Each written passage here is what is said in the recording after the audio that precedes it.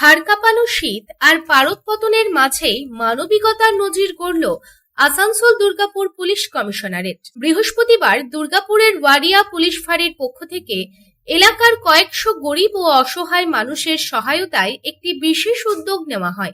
এই কর্মসূচিতে যেমন দুস্থদের হাতে কম্বল তুলে দেওয়া হয়, তেমনি নারায়ণ সেবার মাধ্যমে তাদের খিচুড়ি ভোগও খাওয়ানো হয়। ওয়ারিয়া পুলিশ ফাঁড়ির ভারপ্রাপ্ত আধিকারিক উজ্জ্বল সাহার উদ্যোগে আয়োজিত এই অনুষ্ঠানে পুলিশের উচ্চপদস্থ আধিকারিকেরা উপস্থিত ছিলেন।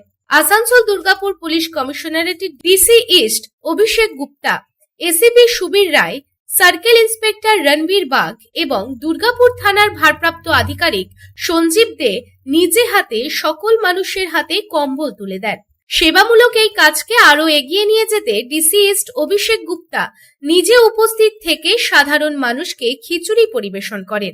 শীতের প্রকোপে নাজেহাল কাদারোড, মেন গেট এবং ওয়ারিয়া ফাঁড়ি সংলগ্ন বিভিন্ন এলাকার কয়েকশো মানুষ এই উদ্যোগে উপকৃত হয়েছেন। কনকনে ঠান্ডার মধ্যে নতুন কম্বল পেয়ে দুস্থ মানুষদের চোখে মুখে খুশির ঝিলিক দেখা যায়।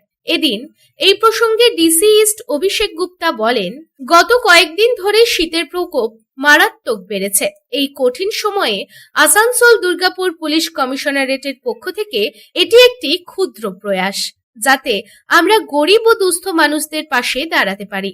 আমরা আশা করি এই ধরনের কর্মসূচির মাধ্যমে সাধারণ মানুষের সঙ্গে পুলিশের জনসংযোগ আরও দৃঢ় হবে এবং আমরা সাধারণ মানুষের কাছ থেকে কাঙ্ক্ষিত সহযোগিতা পাব। আজকে বাড়িয়া আইসির এলাকার কিছু মানুষজনকে কম্বল বিতরণ করা হচ্ছে।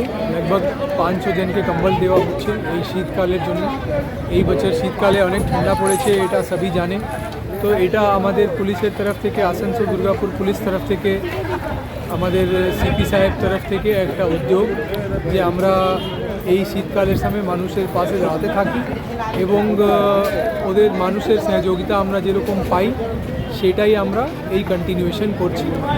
আর আশা করছি যে একটু মানুষে আমরা খাওয়ানো হচ্ছে আর কম্বল বিতরণ করা হচ্ছে, যাতে ওদের শীতকালে কোনো সমস্যা না হয়। ঠিক তো বলতে পারবো না, এটা এই দেখেন, আপনি দেখতে পারবেন এখানে খিচুড়ির ভোগ একটা করানো হচ্ছে। তো পিকনিক বলতে পারবো না, কিন্তু একটা সব এসছে তো অ্যাটলিস্ট কম্বল নিয়েও যাবে, তখন তো একটু খেয়েও যাবে, সব ভালোভাবে থাকবে, শীতকালে কারো কোনো অসুবিধা না হয়, এটাই আমরা একটা ছোট প্রয়াস করেছি। আর আশা করছি যে এখানকার মানুষেরও ভালো হবে, সেটা নিয়ে কারো কোনো অসুবিধা যাতে না হয়, এটাই আমাদের ছোট প্রয়াস। দুর্গাপুর থেকে রামবাবু যাদবের রিপোর্ট, পাবলিক টাইমস।